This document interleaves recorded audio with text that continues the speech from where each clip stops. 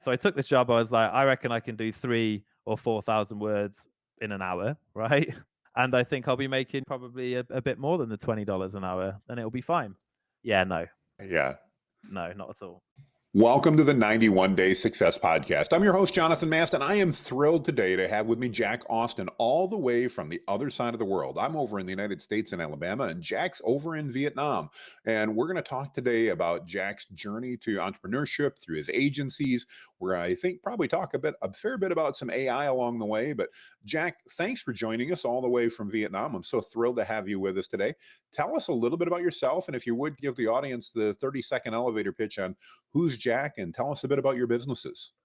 For sure. Yeah. Thank you for having me on, Jonathan. It's a pleasure to be here today. So, my main business is AI Informer, and we're all about storytelling and authenticity with AI as a helper. So, we believe that AI isn't a tool that can come and take over the things that we're doing, but very much like an amplification tool to enhance what people are putting out on social media and on other platforms. So yeah, I'm looking forward to telling you how I ended up here and a bit about my history and background leading to this point today. Well, and I'm looking forward to. I know that's one of the things when we talked at first, and just the little bit that we've got a chance to know each other, which has only been a few minutes. But one of the things I was so impressed about you is so many of the people that I talk to in the AI space are like, AI is everything. It's going to solve all of our problems, and you and I both being very involved in that from our marketing perspectives, from a speaking perspective. That's been great. But like you used the exact word I do, which is I believe AI amplifies what's there. So if you're very experienced, AI is going to do an amazing job of amplifying that. But if you don't know squat and you want to use AI, 1,000 times 0 is still 0. 1,000,000 times 0 is still 0. It's not going to do enough to get you over that. So I love that. Well, talk to us a little bit. I'm sure a lot of our listeners are going to want to know, Jack, first and foremost, even apart from the agencies, how did you end up in Vietnam? You don't look Vietnamese. So how did you end up there? Can you tell us a little bit about your journey? And feel free to weave in the agency throughout that. But how did you end up in Vietnam? Oh, for sure. I would say at this stage I'm at least 50% Vietnamese. My Fair karaoke enough. skills are pretty much up there. But yeah, the journey to Vietnam started around 8 years ago when I was coming up to my 29th birthday. So I worked in corporate jobs for all of my 20s. I went to university and I studied business. And while I was there, I realized that a lot of my lecturers weren't actually successful business people. And Mm, I started to question whether or not studying a business type degree was the best use of my time. And at that moment of my life, I was really into music and DJing and being out partying and stuff. And I thought to myself, do you know what? I don't think university is for me. So I dropped out of university and I started looking for work. And the first job I found myself in was outbound sales. So I was working in a call center, cold hmm. calling people and trying to sell them identity theft insurance. There was a thing Ah, called yes. Privacy Guard at the time. So getting on phones to people constantly all day, being told various ways to get off the phone. I'm not going to swear. Exactly. You hear a lot of things very quickly and it's a baptism of fire, but I was pretty good at it. So I used to make a full-time salary from 18 hours a week, and I was like 21 years old, so living life doing that. And it was a very fun office. Like, sales environments, sales floors are quite crazy, and yeah, I was enjoying it. It was going really well for me. So the problem with that came up with one day I was sick and I went into work and I asked my boss if I could go home. And he called me into the office. He was like, "Listen, you don't come up to me on the sales floor and say you're going home. You come into my office and you ask me nicely if you can go home." To which I replied, "Go fuck yourself," basically. I don't know if you need to beep that out or whatever. And yeah, so that was the end of my first foray into the world of work. So after that, I did some like gigs and tried to make money that way, but I realized it wasn't going to work out for me. So I took a job working in a call center, and this call Hmm. center was inbound sales. So we were selling flowers, which was a crazy experience because you'd be on the phone to one person and maybe someone in their families died. So you're having to listen to them talk about the situation and kind of be sympathetic and maybe even listen to them crying and talking about what they want, which obviously builds a certain skill set with being able to listen to people. And then the next call you'd Absolutely. be on, yeah, the next call would be somebody who's like really happy because there's a celebration or it's someone's birthday, and you'd also get like celebrities calling in ordering flowers for stuff and all of these kind of weird things. And I guess that was when I started to realize that helping people and working with people and trying to solve problems was something I really enjoyed. So yeah, so I did that for a while, and then I moved into the corporate realm first off as a call center agent. There's a company in the UK Mm. called Boots, which is one Hmm. of the biggest pharmaceutical companies in the world. Walgreens, actually, Walgreens, right? Absolutely. Yeah. So Walgreens took over that business and it became the Walgreens Boots Alliance, which is one of the biggest pharmaceutical companies in the world. So I worked in their call center, again, partying every night and every evening, drinking, whatever else, some nights not even sleeping, and then going in and answering phone calls from people that were ordering pharmacy products and health and beauty products and stuff. Very exciting realm. I bet. Yeah. Yeah. You learn a lot. I actually think that working in a call center should be like national service. Yeah, that's a great idea. Yeah. If everybody in the world worked in a call center for a year, I think it would be a much nicer and better place, because some of the calls you get in there, man, unbelievable. Like the things that people go crazy over and lose all of their kind of temper and will for not getting Hmm. something delivered on time or whatever. It's crazy. You get a total other side of the things that people get upset and annoyed about. And I think it's a bit of a vision as to where we are in the world, right? When you haven't got Yeah, anything to absolutely. complain about, you find things to complain about. Anyway, so cutting that long story short, I moved from there into the corporate office and I started working in supply chain. And I did that for quite a few years before moving into like IT and project management. And I was getting to a point where I was doing really well in my day job, but my time outside of that was spent like drinking, not really sleeping, going to lots of parties, like all kinds of stuff, right? So I was getting burnt out basically. And as much as my performance at work wasn't affected, it was starting to take its toll on my health. And as I got towards like my late 20s, it really started to become an issue for me, struggling with like alcohol and these kind of things. And that culminated into me getting into some serious trouble with the law. So I was in a bar fight basically. Hmm. And this bar fight was a bit of a 50-50, and I was accused of causing the whole thing. So basically, I was charged with ABH and GBH. And while working my corporate job, I was waiting for a potential prison sentence at the age of 29. So it was like this real dual situation. No doubt. Um, Wow. yeah, crazy. And I was like half working all day in this corporate office, winning awards for innovation and the projects I was doing, and then talking to lawyers and court and all of this stuff in my Mm. spare time, which was just Wow. crazy. So while that was going on, these things aren't quick. It takes a year for you to get to the bottom of them. I started to fall out of love with my corporate job. And I was like, I'm not really sure this is for me. So when it eventually came around that my case was thrown out, and they said that the evidence was not there to suggest that I'd started it, that actually it was more of a 50-50, and these guys had started on me and I'd defended myself. I was given a big stack of money back from my court fees, and I thought, I'm going to do something different. I've always wanted to travel, and I was on the phone to my brother, my older brother, and he said, I'm sick and tired of you telling me about traveling. Go and do it. You've got the money now. It's in your account. Go and book it. Get yourself on a plane. Off you go. Right? Love it. Yeah. So I did. So I booked a flight and I phoned my mum and said, oh, my brother, he's taught me into getting this flight. My mum was really happy. She couldn't be more happy that I decided I was quitting my corporate job to go to Asia and travel and backpack. She wasn't the most thrilled at the time, I have to say. I imagine. Um, Yeah. yeah, but my older brother obviously got in a bit of trouble for that. And then yeah, so I've got on a plane, flew to Thailand, and spent a few weeks there doing the standard backpacking thing, drinking, going to events, like still trying to live like I was 21 when I was 29, basically. And then a twist of fate happened to me. So the Thai king passed away, and that meant that Thailand became a very solemn mourning sort of place to be. Hmm. And I decided to move forward my trip to Vietnam. And then when I did, I got here and I was sitting in a little roadside barbecue place on chairs designed for toddlers, which at 6 foot tall is not ideal. And I was sat around waiting, drinking a couple of beers and eating some. There's a common theme there, drinking beers, right?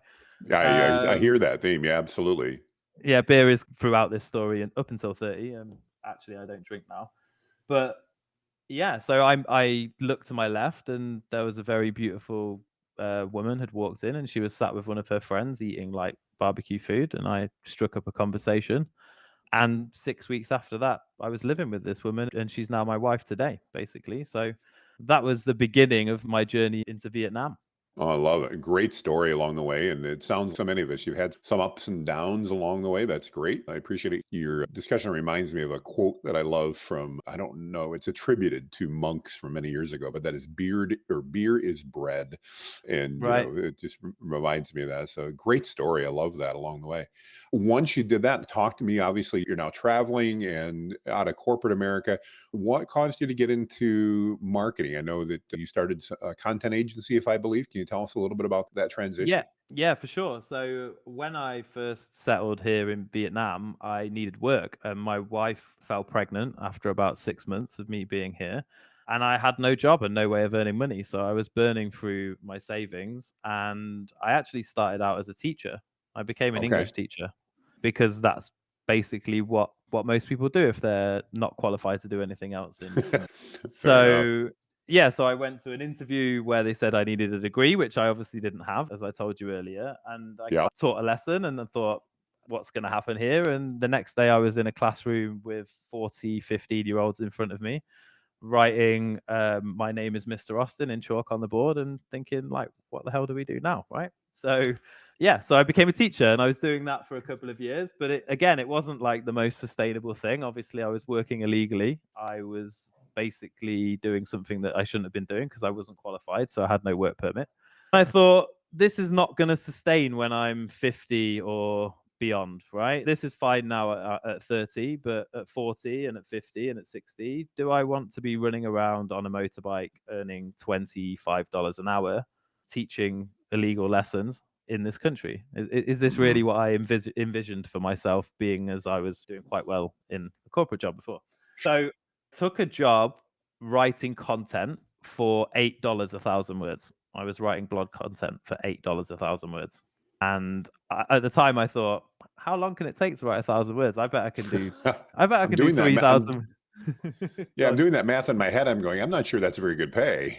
Yeah, and brand new to me. Like I didn't. So I think if you don't know the digital world exists, like the digital marketing world, it's almost like it's a totally unknown arena. If you're from a Sure. corporate background, and I still get this now when I tell some of my old friends from corporate what I do, they don't really understand that it even exists. Like they're so Interesting. blinkered in that corporate world that they're in, they don't Right. even really think about like consultants and coaches and smaller digital marketing agencies and stuff. And I think that we could probably talk about that later, but I think that's a shift that's coming with the big corporations and social media because I think it's something that they're not really utilizing to its full benefits. But anyway, yeah, so I took this job. I was like, I reckon I can do 3 or 4,000 words in an hour, right? And I think I'll be making probably a bit more than the $20 an hour, and it'll be fine. Yeah, no, Yeah. no, not at all. So yeah, obviously I started to then learn about SEO and what SEO content looked like. And yeah, it was probably taking me 4 hours to write these articles when I first started. So I'd gone from 20 odd dollars an hour to $2 an hour. But at least I was now doing something off my own back from my Hmm. own home or the apartment that we lived in at the time. And it felt like I was learning something. It felt like it was new and fresh. And it was like a skill. It was a whole new world opening up to me in digital marketing. So yeah, so I carried on doing that. And then my bosses at the time in this, what I would call a content mill, to be honest, because I since learnt obviously that the rate I should have been getting paid for writing content. Hmm. I And bet. it's Yeah. quite quite a bit more than $8 a thousand words. Once they heard about my corporate background, they started moving me into editing positions, management positions, and within sort of 12 months, I was managing the whole business of about 200 writers. They had about 200 writers across 8 languages, about 20 editors, and a load of project managers as well. So my title was senior project manager, but I was basically running the whole company. And at Okay. that point in time, I was so naive that I thought it was great. I was working like 50, 60 hours a week. I was getting paid about $2,000 a month at the time. And I was working basically, yeah, every hour that God sends. And I enjoyed it at the time. I thought it was great. I was like, I'm leading all these people, I'm learning all this stuff. It's fantastic. And they were like increasing me gradually up to Sure. 2,500. And obviously, living in Vietnam, that's a lot of money, right? That's for context, you can rent a pool villa for $1,000 a month, right? Like, Wow. Okay. That's good to know. Yeah. so you're thinking to yourself, well, I'm making it here. I'm doing really well. I can go and do what I want. But yeah, 60 hours a week and with a young family, like my daughter at the time was like 3 years old. We'd just moved to the middle of Vietnam from Hanoi to Da Nang. And it wasn't a healthy work life balance. Again, I would deal with my stress by going out drinking, partying. And I make this sound like I didn't enjoy that. I really enjoy going out for a drink. Like I really Hmm. enjoy partying. It's not something that I think is, oh, I had this problem and I was hiding bottles. It wasn't. I was going out and having fun and enjoying myself, Sure. but it still wasn't sustainable, right? Yeah. So anyway, how the agency came about was these guys started to say that they thought I was trying to steal clients from them, which I wasn't at Uh, all. I think they started to get concerned that I was learning too much and that I knew too much. And I was soon going to figure out that what I was being paid was probably 25% of what I should have been getting paid.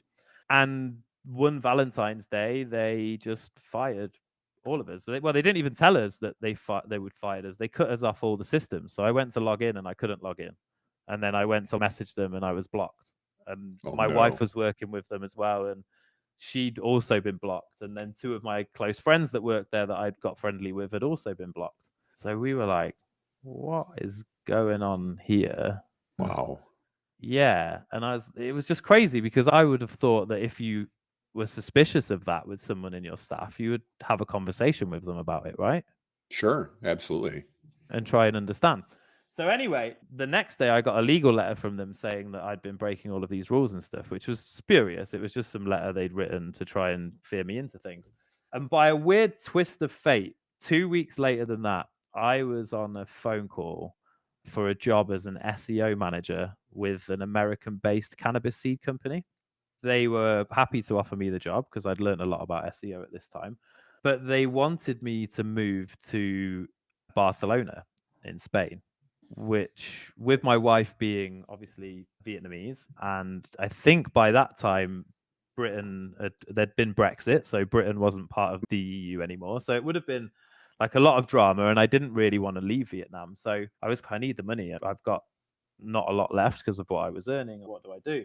And as we were talking, I was like asking him how they get their writers and what do they pay for their content writers and stuff. And he was like, "Oh, we usually pay this much." I was like, "Interesting. That's interesting. I can get writers Absolutely. that are better for much cheaper than that." Okay.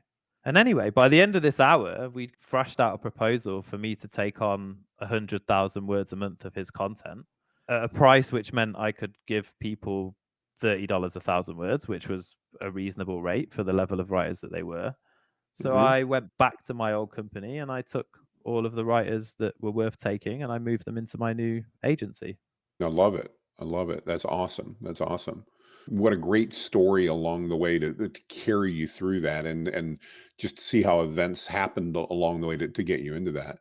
So at some point along the way, Jack, obviously we started by talking a bit about AI. You realized that AI was something that was involved. And I know you mentioned on our pre-call just a little bit about how when you're in the content business, obviously AI is potentially either a huge threat or a huge opportunity, depending on how you want to look at it.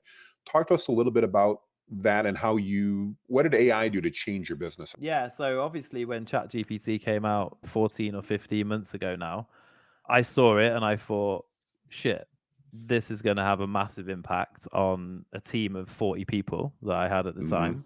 And how can I best, one, prepare the business so that it's safe, and Hmm. two, figure out how to protect my staff, right? Because we'd been working together for 3 years by that point in time. And I didn't really want to lose any of these guys. I was like, how can we figure out how to use AI? So I started playing with ChatGPT 3.5, and I'll be honest with you, I played with it for a week solidly every day, and I was not concerned at all. I looked at it Hmm. and I thought, this is really generic. Like it's using the same kind of words all the time. It's really verbose. It uses old-fashioned phrasing, like it's fluff, it's filler. I'm not worried about this. But that was literally my first thought. I'm not worried about this at all. Writers are going to be Hmm. fine for a long period of time. Nothing's going to change, right?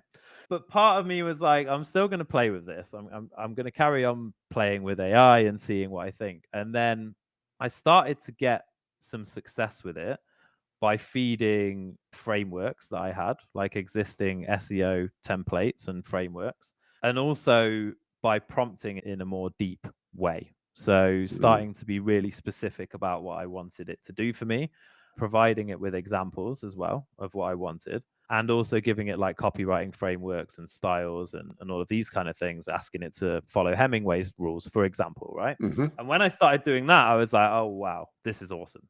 This is going to change everything. And that was Yes. 3.5. That was before ChatGPT 4 came out. And I'm sure you probably thought the same. I don't know if you ever had a doubt about AI when you first started using it, or if you were instantly like, Only this is for a going to moment. Only for a moment.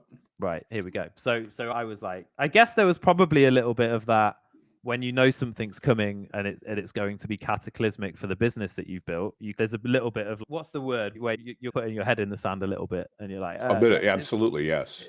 yeah, it's not that good. It'll be okay. So what I did then is I implemented into our business two streams. So we often had clients that didn't want to pay for the really high quality, deep researched, beautifully written content. So we implemented a system of doing AI content for certain clients that wanted it and normal written content for other clients, usually ones that are in like YMYL niches like healthcare, like legal, like these kind of things, because those articles, and that was my initial approach, was those articles should be human written and then the other articles should be produced by AI. And then that developed a little bit into being, actually on one site you can have a need for both, right? Because certain Hmm. articles are like your top pillar pieces of content that need to be really well written, really well researched. They're going after keywords that are higher volume, more competition, all of these kind of things. And then I would support those with AI content. Right. So Excellent. we'd have 3 or 4 tiers sometimes. We'd have the really in-depth human written content. Then we'd have the AI content that's like AI assisted. So Hmm. edited Yep. by people, like re-researched, like enriched, added something new and that's not been seen anywhere else to articles. And then we'd have the AI generated but mildly edited, and then the elevate this, transform that, all of the classic AI words that you see at the bottom. So that was our approach. I Um, love it.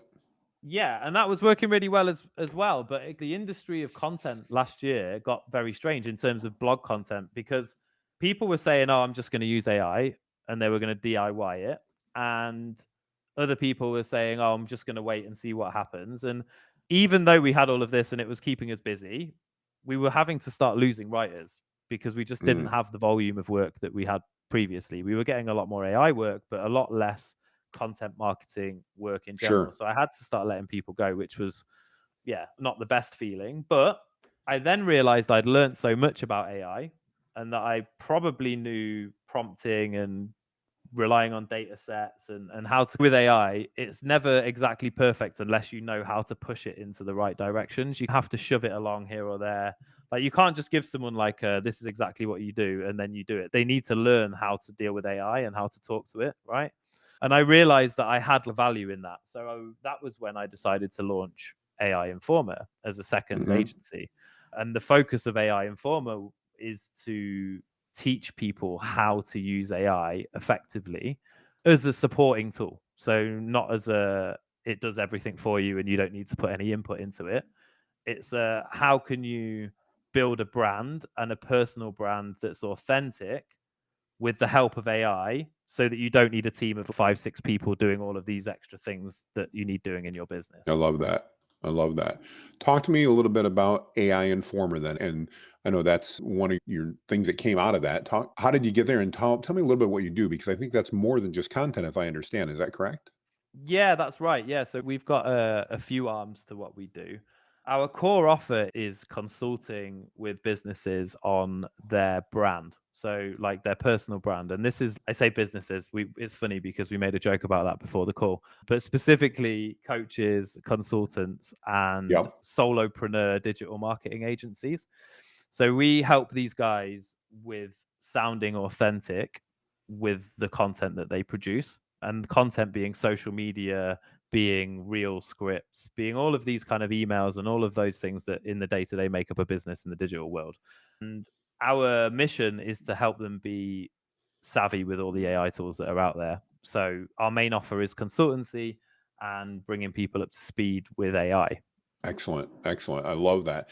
How, from your perspective as a business owner, we've got lots of businesses asking, what's AI going to do? What's it mean for their businesses? I don't know about you. I've seen a lot of businesses that are leery. They're like, okay, I don't really want to go here too fast. How do you recommend that a business nowadays, as that we're recording this, we're in the first quarter of 2024, what should a business be doing and how should they be looking at AI? Is it something simple to get started with? Do they need to buy a special app in your mind? Where do they get started if they don't know what to do in their business?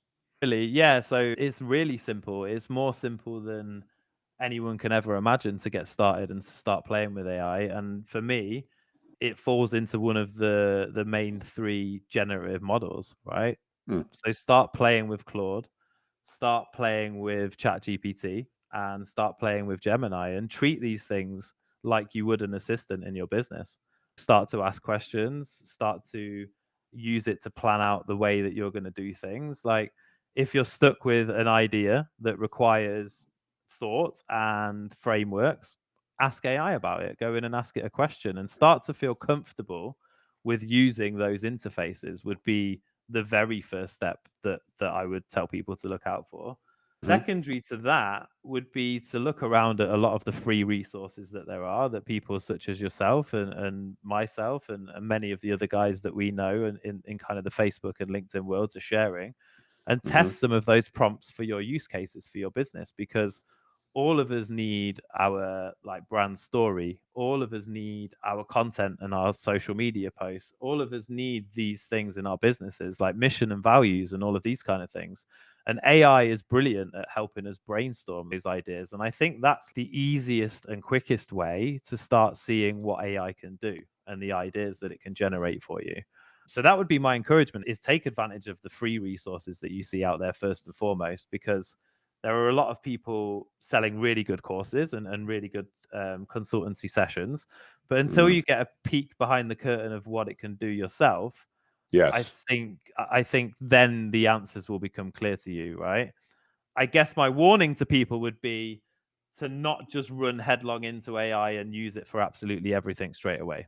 Great advice. Great advice. I think that's across the board. I think that makes sense. Let's get started simplicity with simple stuff. Let's just dip our toe in the pool first. And you and I have both seen people that have dove in head first. And while I'm certainly resemble that in some areas of my life, there's been so much testing that's taken place to get me to where I'm at today. And I've learned so many things along the way. And I think one of the common things I hear from businesses about it is they think immediately it's okay. A lot of our minds go to content. How can I use AI to write content? And they try it out and they either have it try to write an email for them or they have it try to write something else. And initially they're really impressed. And then about three prompts later, they're like, hang on, this isn't any good. This doesn't sound like me. It's not answering it. It's guessing too much because they've dove in too fast, if that makes sense. They're trying to do too much with too few words, I guess I like to say. I know a lot of times when I'm speaking, I share with people, prompting is like texting. You need to communicate. It needs to be back and forth. It's not a one shot. Let me enter in this simple prompt. Write the perfect social media post for my chiropractor business, and it's not going to get it perfect if you don't give it more information. And I think that's one of the things so many people struggle with is giving it that context and things like that. Yeah, One of the yeah. questions I have for go ahead and respond to that. No problem. I was going to say, so it's one of the things that where background data is essential. It's like, how can you Yes. expect a generative AI system that has been mostly trained on literature and things from the internet to understand your voice and style and be authentic and sound like you? There's no way that you can expect it to do that unless you're going to Yes. push it and poke it and prod it and figure out what it likes, what it doesn't like, and how to get it to do the things that you want it to do, right? And it's exactly like Correct. that. It's like talking to a colleague, right? That's what you should be doing when you're working with AI. And I think if people accept that, and then they also accept that you can get things 80%, 90% of the way there, and there'll still be some Hmm. tweaking to do. And then even feeding back into that loop again, particularly with tools like Claude, that's when you really start to get copy that's tight. right? And posts that people will have no idea is AI. And I know that when I talk to clients and I say, oh, well, they're like, well, your social media posts, what's that? I'm like, they're all AI. And people are, what? How? Because there's none of that obvious wording that you see in AI on posts all the time, right? And Exactly. an example of that is a couple of weeks back, I did a post and it was based on, I'd written out a lot of my life story, like 12,000 words of my life story. And I used that to craft my core content pillars with AI. So these core content pillars like already know a load about my history and everything in my life and my jobs and all that stuff, right?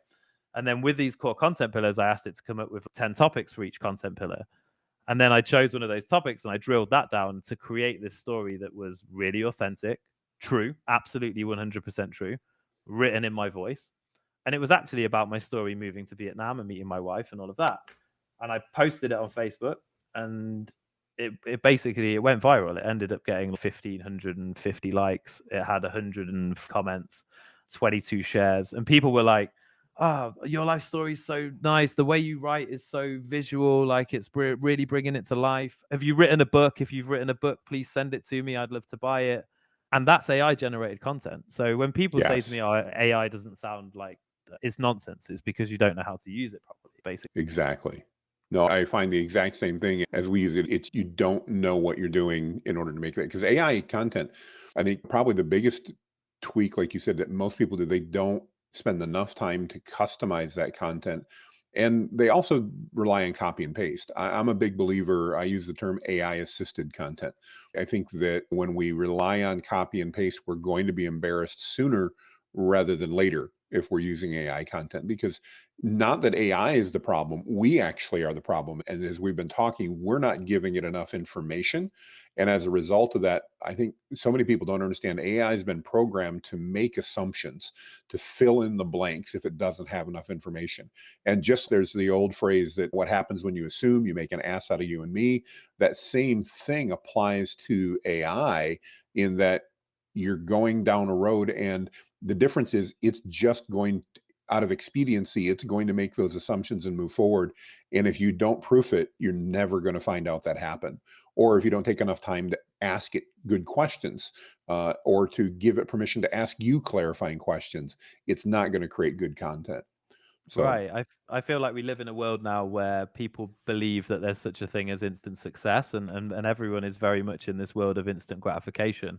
And the yes, problem with that is when a tool comes out like AI, even though it's 10 times quicker and better and can do things like so much easier than it could when you did it manually, people are still like, wait, it's not perfect when I just say, write me a social media post about my business.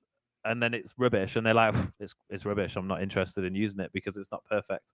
And it's a reflection on where we are as a society as a whole. Is it's so cool. It does all these amazing things, but people don't want to spend even 5 minutes on something that used to take an hour. I think that's really profound, and I think it's so spot on that AI can cut our time sometimes by 90%, but we want it to cut it by 99%, and we're frustrated. Like you said, it used to take us an hour. We can now do it really well in maybe 5 to 10 minutes, but we're frustrated because we can't do it really well in 12 seconds. And it's like, Right. but it used to take us an hour. Now you can do a really great job in 5 to 10 minutes. Don't get frustrated just because you can't just it doesn't read your mind. You're married like I am. We know that our spouses can't read our mind. We can't read their minds. If that doesn't happen, there's no way that AI is going to understand what we meant to imply but never said.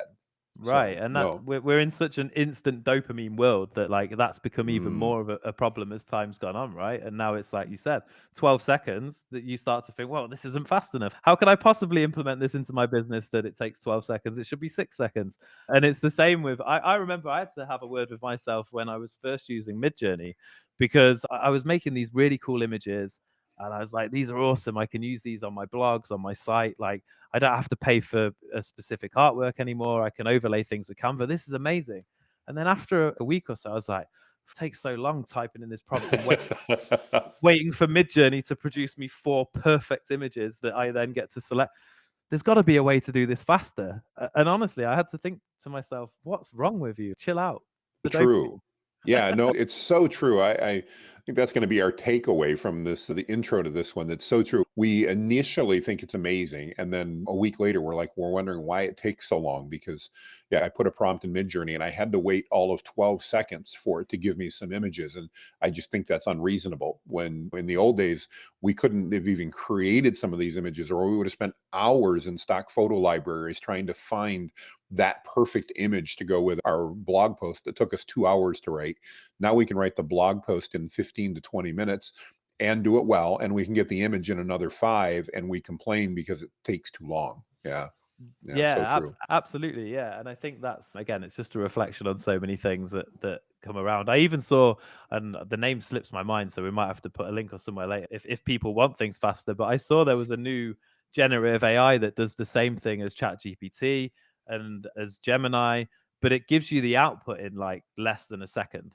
So even Okay. on that, their selling point is, oh, we're faster than the other generative AI tools. And it's what's happening to us. And you think like now I think back to Claude before it became Claude 3 and Yeah. sitting there waiting for it thinking, you're like, this is far too slow. Its output's better. Its copywriting is far beyond any of the other tools. But Yes. sit here waiting for 12 seconds. 12 seconds is the key number now. So yeah, I think it's really interesting. I don't see what's coming in the future of the next couple of years is just wild. I don't know what your vision is of what's to come, but I have some ideas of how I see things unfolding. Yeah. My crystal ball is definitely cloudy and cracked, but I think we're going to continue to see just better ways for us to interface. I think one of the new things we're going to see is more AI type devices that allow us to communicate and that may be able to more network together, as we've talked about doing for years, that give the ability to auto sense when things are happening and take care of things in a more automated fashion.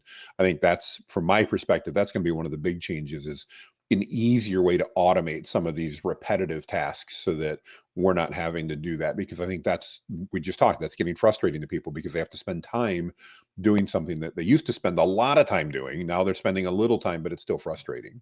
Yeah, Well, yeah, agreed. well, Jack, as we bring things down in, I always love to ask one question of everybody. We call our podcast the 91 Day Success Podcast because one of the things that we love to do is ask the entrepreneurs and agency owners we get on, if you had to start over, or if you were going to advise somebody that was starting over and was starting a new business, and you had $1,000 in your pocket. And by the way, if the audience is listening, I did not prep Jack for this one, so this is fresh for him. But you had $1,000, you were going to start a new business. You had a goal of generating $10,000 in the first 91 days or 3 months. What type of things might you recommend or might you consider doing if you were going to do that yourself? Yeah, so for me, it would all be content driven, right? So I don't know if you guys have heard of AppSumo and similar. So I would get myself set up with a YouTube channel or a TikTok. I would sign up for as many different apps and applications as I possibly could on the first day. The great thing about AppSumo is you can refund apps as well if you don't like them or you don't use them. You get 21 days. I'm not an affiliate, by the way, so I'm not going to be putting any links below. And then I would make content around all of those apps, like me testing them, using them, giving them ratings, saying like what I think of this, what I think of that, and sign up to all the affiliate programs for them. And I would use my $1,000 to sign up to as many of these different AI tools and things that are coming out outside of AppSumo. And then I would launch YouTube and TikTok and Facebook Reels, and I would produce as much AI content around that to promote those videos as possible, and then rake in the 10K with the affiliate money. Brilliant. Guys, you just heard the first time ever simple, fast, and totally unique way that's never been mentioned. This is, I think, our 64th episode that we've done, and nobody's ever mentioned that. That's a great idea, Jack. I love the way you came up with that immediately, and that's fantastic. Jack, if people want to reach out to you and they want more information about what you do and AI Informer and all that, what's the best way for them to reach out and connect with you? For sure. So Facebook is my main platform, and I'm very easy to find on Facebook because I have one of the world's longest names. So you will find me at Jack Alexander Morrison Austin, and I can give you some links. I don't know if you can put them in We after. will definitely add them. Absolutely. And I'm That'd also on be LinkedIn under the same name, so my content is in both of those places. But yeah, I guess omnipresent coming soon. I do have my podcast launching in the next sort of 4 weeks. It's called The Insight Engine. Jonathan, I'm sure you'll be coming over there to share your insights and your story as well. So yeah, you can get me in those three places, and that will be on Jack amaustin.com/.